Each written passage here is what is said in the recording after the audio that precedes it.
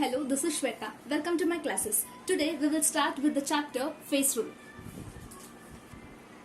In this chapter Phase Rule, today we are going to discuss what is phase and how to find the phase of certain given systems, and also we will find what is component and how to find the components and also the degrees of freedom. So let us discuss first what is phase. Phase, I have already written the definition of the phase for you.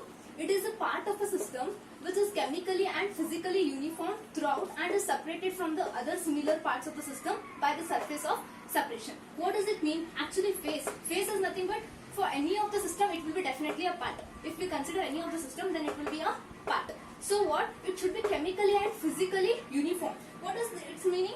Chemically and physically uniform is nothing but homogeneous. It is homogeneous. Means it should be same. Homo means same. So that whatever the system is there, it should look like same. So it is said to be a homogeneous. Always phase, if it is chemically and physically uniform throughout, then if it is homogeneous, then it is said to be phase. And even next it is continued definition is what? It is separated from other similar parts. What does it mean? It means what? It can be mechanically separable, means like hand picking, it might be evaporation, sublimation, distillation, like many processes are there, isn't it? Even magnetic separation it might be. So like with such of the separation system, we can separate this phase. Then it is said to be a phase. Okay, so this is the definition of phase. Now let us discuss how to find the phase. Now we will discuss how to identify the phases. Here I have written the 5 questions for you. Now you have to analyze with the definition and you have to tell me how many phases are there. Try to answer. Okay. So here mixture of 2 gases. Mixture of 2 gases means like any 2 gases I might mix. Gases means like it will be in the gaseous state. Any 2 gases if I mix, then what is the number of phase? What does your definition says?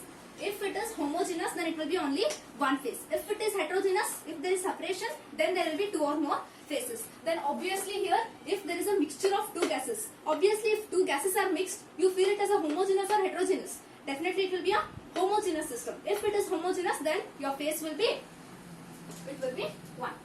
Clear? So next question is mixture of 3 gases. Then obviously again it is as like first one. Here 2 gases are mixed, it is homogeneous. Here also 3 gases are mixed, definitely it will be a homogeneous mixture. Again if it is homogeneous, then your phase will be 1. So remember that mixture of gases. So always the mixture of gases will be homogeneous phase, and your phase, that is which is indicated by P, will be always equal to 1. And next question is mixture of 2 solids. Like any 2 solids you can take. Like any solids. So if you mix any 2 solids, then what is the resulting phase? So definitely these both solids will not be homogeneous. Definitely you will get heterogeneous. Like 2 systems you will get, isn't it? So now you have to guess this phase as 2. Because this solid 1 it will be and another solid 1 it will be. Here mixture of 3 solids. Then again definitely your phase will be 3. Why? Because 3 different layers will be formed, isn't it? All the 3 are not homogeneous. They will form separate layers. So here mixture of 3 solids will be, again your phase will be, it will be 3. And here mixture of 2 allotropic forms. What are allotropic forms? Allotropic forms means like it is made up of a same compound, isn't it? Like you know that graphite, coke, those all, isn't it? So but they are in different appearance, isn't it? To see they are not same. So when you mix different components which are not looking same, then definitely it forms 2 different phases. If there is 2 allotropic forms, definitely your phase will be 2. Why? Because 2 allotropic forms always an heterogeneous mixture. It is not a homogeneous. So P equal to 2. Clear? I think you got to know how to find the number of phases. So you can try for many other examples. So like this you are going to find the number of phases. So next definition is component. So I have written already the definition of component. What does component mean? Component of a system at equilibrium is equal to the minimum number of molecular species in terms of which the composition of all the phases may be expressed. What it is? Components means how many minimum variable. So if in one reaction like many like components will be there. So directly we should not see the number of species and we should tell the components. What does the definition says? The component of a system at equilibrium means like in given condition it will be in equilibrium. That time you have to watch the minimum number. It's given that minimum number of molecular species in terms of which the total composition of all phases. How many phases are there? All the phases should be expressed. So that is said to be a component. So when I give you one example, then you will be clearly understanding the meaning of this definition. So just this is the definition. I will show you one example. Now component is indicated by capital letter C. Now you have to find how many components are there. So by seeing directly the reaction, so many guesses will be there. Directly some people will say 3 because they think this is 1, 1, 1. So they think these are the 3 components, but that is wrong. So what we have said, it is the minimum number of the species which is required to show the complete reaction. So how your CaCO3 is generated?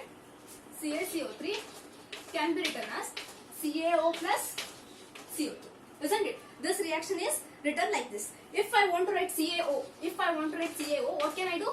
CaCO3 minus CO2. Is that correct? If I want CaO, I can write like this. If I want CO2, I'll write CaCO3 minus CaO. Isn't it? So in all the 3 possibilities I have written, what we can conclude one thing is that the composition of all the 3 phases, can be expressed by taking any of the 2 of these 3 constituents, isn't it? So now I can express this using these both. Here also I can express this using these both. Here this using these both. So these are the number of components which are required to express this physical state. So now my number of components will be definitely 1 and 2. In all the cases you see, so the components will be 2. C equal to 2. Clear? This is the way you have to find the components for the system. Now the next comes degrees of freedom. First let us learn the definition and then we will go to how to find the degrees of freedom. So it is the minimum number of variables that must be specified to find the values of all the remaining variables. Means what here? Variables means, firstly I define you. The variables in the system or phase rule are like pressure you can take, temperature you can take, and composition you can take. So here what happens? Degrees of freedom means out of these, one component also, only one species, 1 degree of freedom may be required, 2 degree, 3 degree, it depends. So you have to find that. How it depends? It is nothing but, it is a minimum number of variables such that it should, it should define the whole system. So with example it will be clear, but still you try to understand here only. So minimum number of variables that must be specified to find the values of remaining.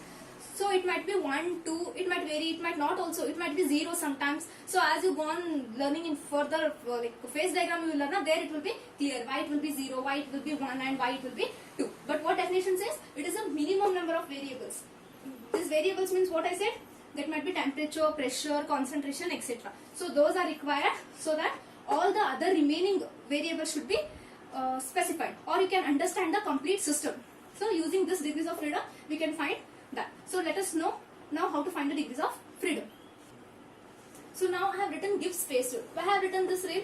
So what happened? This J.W. Gibbs, he was a scientist, one who gave the equation, one of the famous, popularly known as equation called as Gibbs phase rule. According to this what?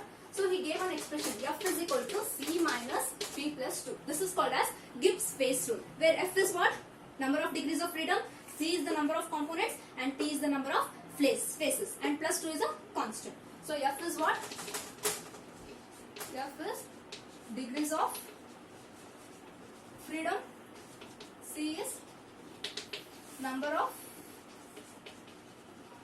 components, and T is what? Number of phases. Now you already learned how to find the number of phases, isn't it? By the definition you know. And even components you know how to find. So directly by substituting these both values, you will get degrees of freedom. Try to solve this question which have been written on the board. Find the degrees of freedom for that reaction and write the answer in the comment box. Please do share, subscribe and like my channel and tap the bell icon to get notified. Thank you.